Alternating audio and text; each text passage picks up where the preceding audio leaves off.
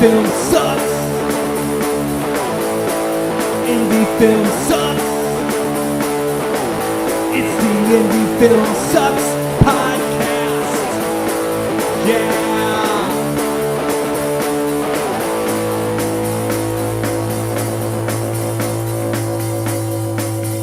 Coming at you from the mean streets of St. Louis, from a basement on South Broadway, the Indie Film Sucks podcast. Because we got some indie films to talk about. Yes, that Yeah. way to cut him off there, Mister. I hate everything. That's your new don't nickname. hate everything. You had a little extra on the mean streets. Yeah, you did. You were on it tonight. You're feeling fired up. He was at the pulpit there for a You know moment. why he's fired up? Because What we is got a great first movie coming up tonight. We do. You know what it's called? Pater Nostra and the Mission of Light. Pater Nostra? And and the Mission of Light. Okay. It's a good independent flick. It stars Adriana Starr as Max, a young record store clerk who stumbles upon a rare vinyl LP and is drawn into a world of a 1970s hippies commune. An invitation to the remnants of the cult and its unholy spawn leads to grave circumstances for Max and her friends. Written, directed, cinematography, music, all by Christopher Bickle. So let's roll the clip and let's talk about this bad boy. You did a great job. Thank you. We have a call coming through. Looks like one of our regular callers into the program. Mr. Jay Sin from the band Lunacide. Hello, is this Jay? You are on the air, sir. Dennis?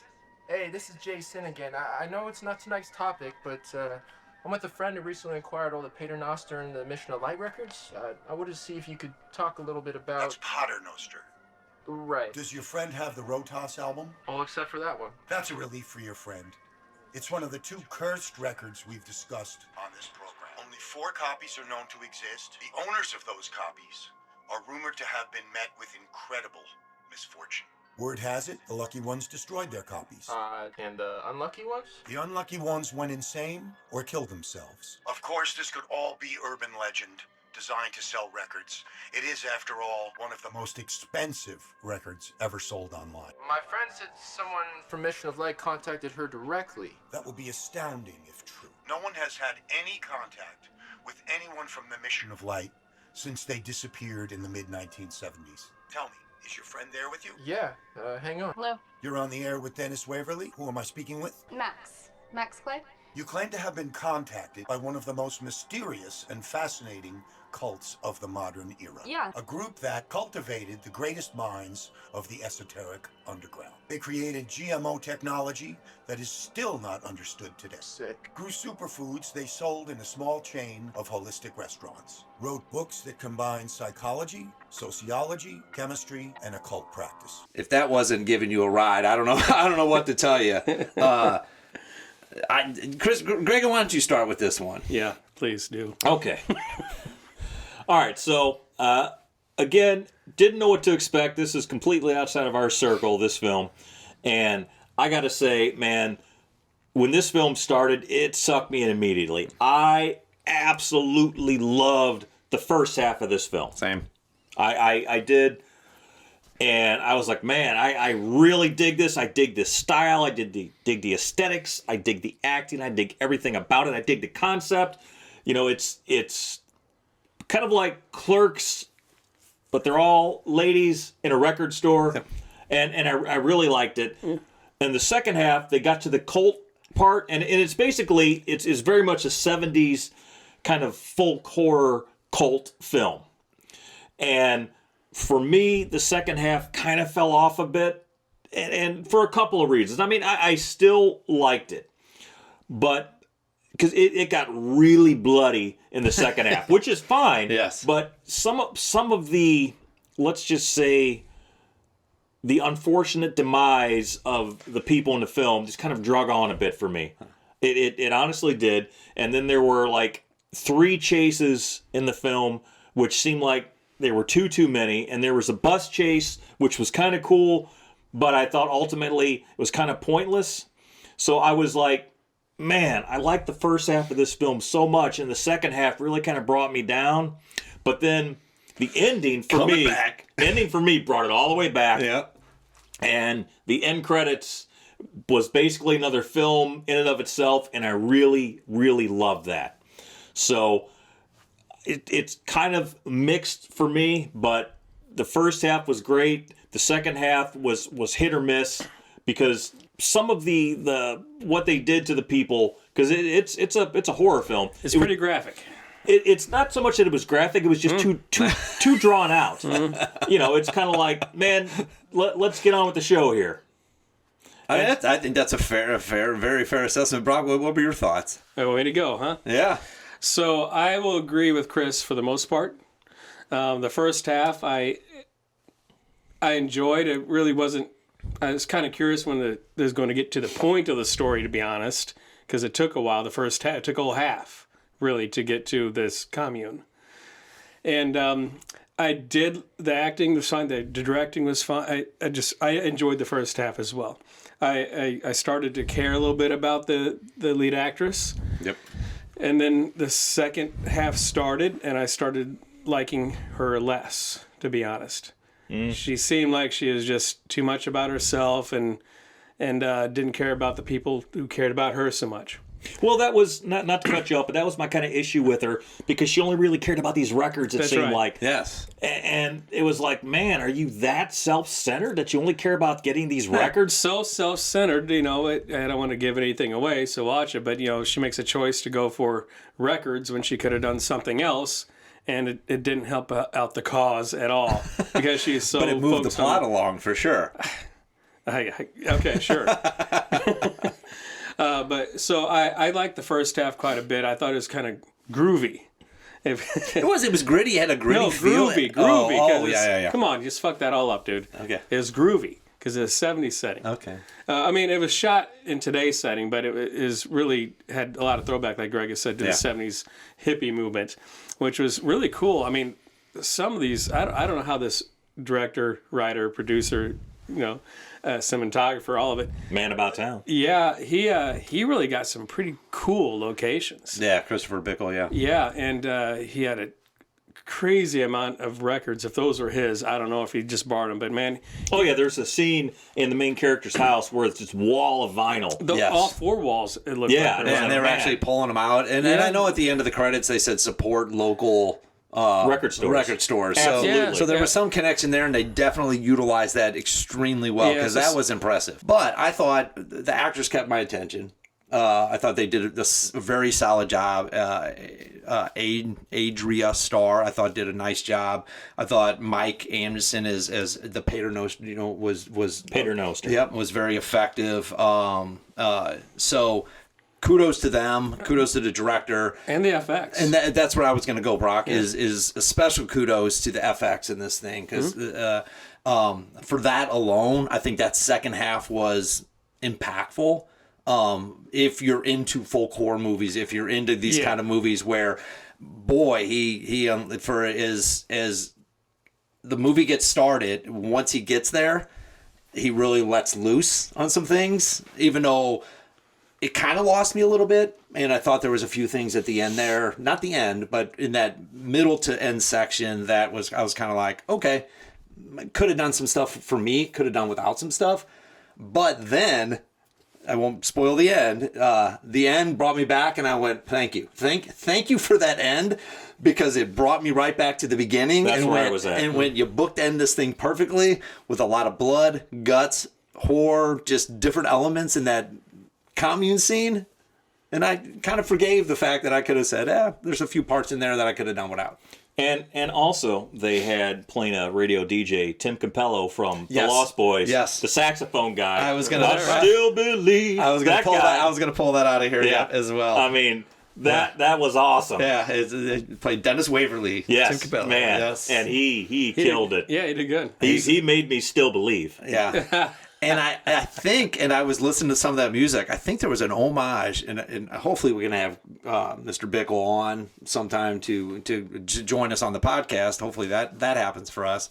But I think down in the corner in that bedroom, there was an homage to the Sex Pistols, Never Mind the Bullocks. Because I was looking at some of those albums. That's something for me. I was into punk rock. I like that kind of stuff. But I was just like, really, is that down there? It was kind of blurred out. I was like, maybe he didn't have the license for it, but I was just like, man, he covered every genre, especially set in the 70s. Yeah, he definitely knew his music. And with him doing most of the music and that kind of stuff, I thought it was really cool. So what do you guys think? Let's wrap this. How about you? You're talking. What do you think?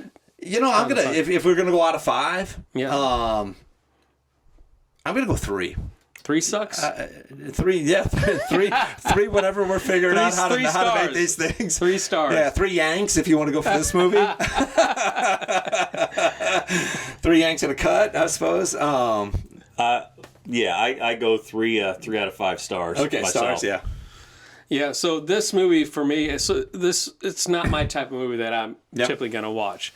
But since we're reviewing it, and I did watch it, I did like the first half. Second half was a little bit lost. Not my kind of movie, but I understand there is a space for his movie, for sure. Just that's not the space that I'm in. I'd have to give it a 2.5. That's fair for myself. I think that's fair. And I want can I go back to the ending? buddy, it's your show. It's your show. Well, the credits was really, I enjoyed the credits as much as the movie, like Greg has said. It was like a whole other short film in itself, running through the credits with music, and that was fantastic. That was awesome. He finished the story. You have to watch the credits. You have to watch the movie all the way through. Yeah, he finished the story. The credits killed. And the end credits absolutely killed. And it was starring everybody. Everybody was a star in it. Movie. Did you notice that? Was. Yeah, I love that as well. Man, that was awesome, dude. That was fantastic. Definitely thought through on that aspect. I'll tell you what, 2.75. Oh my gosh. Are we allowed? Are we allowed in the change? When you goes up. When you go up, you can change. We can fraction this however we want. It's our show. It's our show, damn it. 2 point. I'm gonna stick to 3. I'm sticking with 3 myself. I think 2.75, baby. I think that's absolutely fair. So yeah, that wraps up this review of Pater Nostra and the Mission of Light. Check it out. Check it out on Amazon that I saw, and we can only go by what we can see on the computer. Saw it was for rent and buy on Amazon. So go to Amazon, check it out. IMDb is a good place to find the movie as well. All right, next up we have Dark at the Top of the Stairs, directed by Wyatt Weed and Gail Gallagher. It is a story of a man who has a terminal diagnosis who goes back to his childhood home to resolve some childhood issues. And it's a ghost story, basically. Yeah. Roll the clip. All right, here's the clip.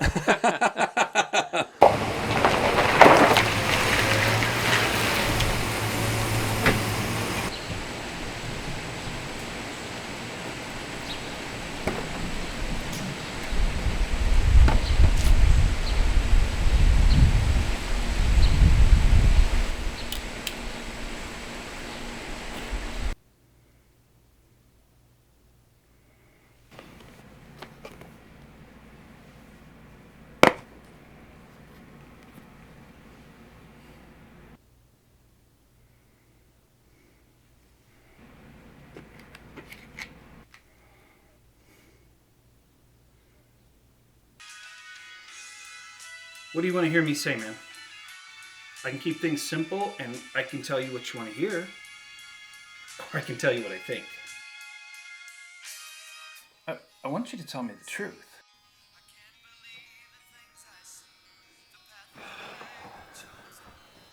It's morbid, okay? That's all this up here is ever gonna be. What was I gonna do? Leave it? Now that would be morbid.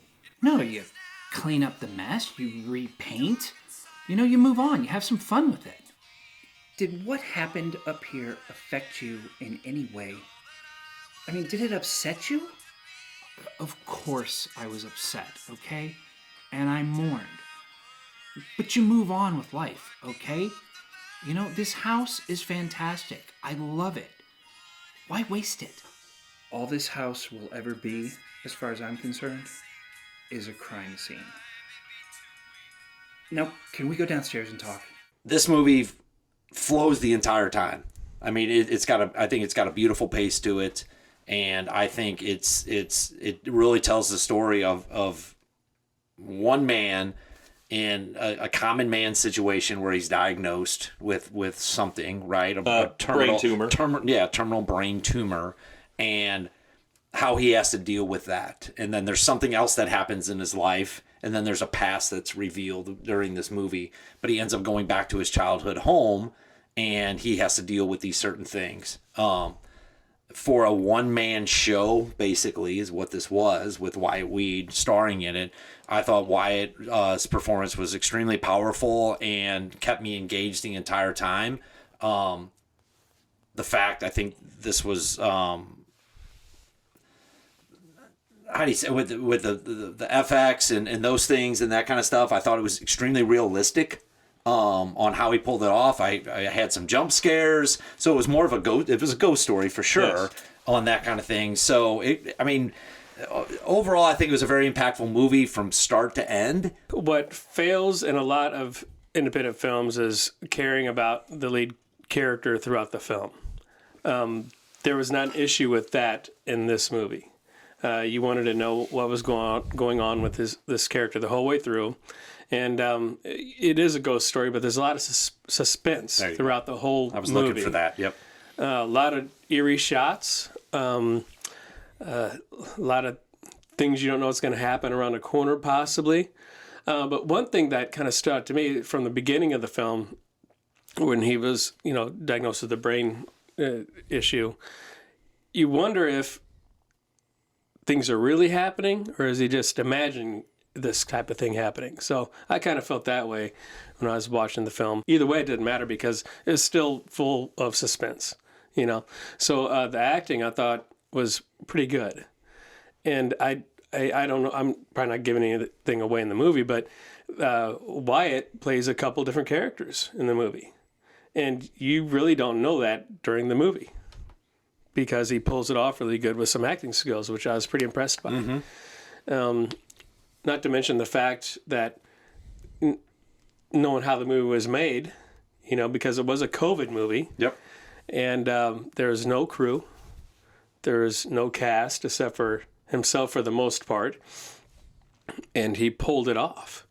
And Gail, his wife, she was a camera operator. He set up the shots and she operated, and there was plenty of good camera movement in the film. Some pushes, pulls, whatever. So it wasn't just all static, even though it's just a two-person operation. They are still able to pull off some really cool shots, and I was pretty impressed with the whole overall movie.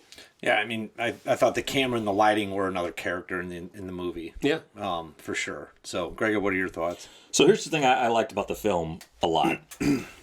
First of all, like you said, it's a two-person film. Just Gail and Wyatt. They are the only crew. Wyatt is almost the only actor in the entire film, with a few exceptions. Right.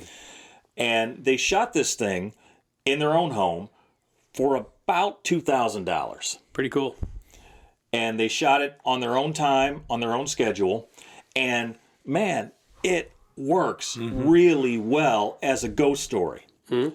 Their house is over 100 years old, so the setting is great. The character is compelling. Like you said, you want to find out what happens to this guy. He plays also his twin brother in a believable way. Yep. And let me tell you what, obviously this movie is no Sinners, okay? It's not that. But for a no-budget film to believably pull off not just two, but he plays his own father, three characters, and to do it in a really believable way is a pretty good accomplishment. And in addition to the technical savvy, it has a good, compelling story. And it's 90 minutes long, so it doesn't overstay its welcome. Fast, yep. It moves quick. And again, I cannot say enough good things about it because I had no idea going in what this film was going to be like. And we know Wyatt. He's a friend of the show. He's a friend of 88mm. We've worked together many times. Wyatt has made some pretty big films and a couple of small films. And this is a tiny film, but it feels so much bigger than it has any right to. And I got to say, out of everything he's done some pretty impressive stuff. This is, hands down, I think, some of his best work. Yeah. This is an experiment, if you want to call it that, for two people that wanted to do something or fill some time during COVID that went right. Yeah. That absolutely hit the mark, and I think they accomplished everything and more that they set out to do. Yes. And the reason that it works, in my opinion, is because they are both professionals who have been doing this for a long time. And they weren't shooting on super high-end equipment. This wasn't shot on, a Red or a Alexa or any of that shit. I mean, it was shot on an older camera, a Panasonic AF100, and it still looks good. It just proves without a shadow of a doubt what you can do if you take your time and you have some knowledge and skill behind you, and you don't have a ton of money. You don't need a ton of money. You can make a really compelling film that doesn't cost that much. And I think what ended up costing the most amount, the bulk of the budget, they shot an episode of the Hell and Beyond or whatever it's called. Yeah, from Hell Beyond, a tribute, a very loving tribute to Twilight Zone and Outer Limits, and that there's also a full short film they made because you're a filmmaker, of course you're gonna make the full short, but they only show just a clip of it in the film. But I mean, that also, they nailed it, and that was where they spent the bulk of their money. So it just proves what you can do with very little resources, but just skill and the will to make it happen. It also goes to show, Greg, that you don't need to have gore to have any suspense or to have any anxiety or any of that for a movie. I mean, gore movies are fine, but this one, you didn't need any of that. Think about The Changeling with George C. Scott. It was 1980 ghost story. It's not a gory, over-the-top horror film. It's a suspenseful, scary ghost story. So, yeah, you don't necessarily need tons of blood and guts. I mean, sometimes you do, and that's great. Yeah. But sometimes you don't. You can tell a really good ghost story with very little. And that would ruin this movie if they would have added any elements like that in there. They kept it true throughout the movie. Yeah, it would not have played, in my opinion. Yeah, right. And I don't think we gave away too much. I think it's a compelling story. There's you have to watch it through and figure out, how this guy deals with these events that been put in front of him, alone in a house with some family, that some past and some different things. So, I give it 4 out of 5. I think stars on my meter for this one. I think. A lot of more. I enjoyed watching it. I enjoyed watching it a second and a third time. Actually, it still held up, even though I knew it was going to happen. It still kind of held up, and I was excited to go see it again. Yeah, I'll follow up. I'm the same. I'd actually agree with you. I think 4, not a 4.2 or You're or rogue. 3.8. No, I give it a solid 4. I thought they did a really, really good job. There's not much more I'd look for to give it a 5. Put that way. Yeah. It's close. Yeah. Yeah, I also think would give it 4 out of 5 stars, mostly because of what they were able to achieve with so little. Yeah. And because if I didn't know what the budget was, I would guess it was a $30,000 movie. Oh, easily. And Which is not a high budget film by any stretch. No. But in our world and what you think, and that's why we always ask people, what do you think it cost? Yeah. How much did it cost? How much do you think it cost? Right? Because I think they're going to be surprised at how much it didn't cost. Yeah. On what they're able to pull off.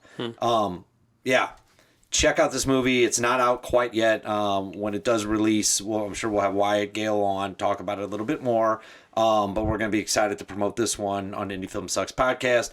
Look for the review on indiefilmsucks.com. Yeah, a lot of subtleties in this movie too. I could go on forever and talk about this, just on how that character develops. So, what else?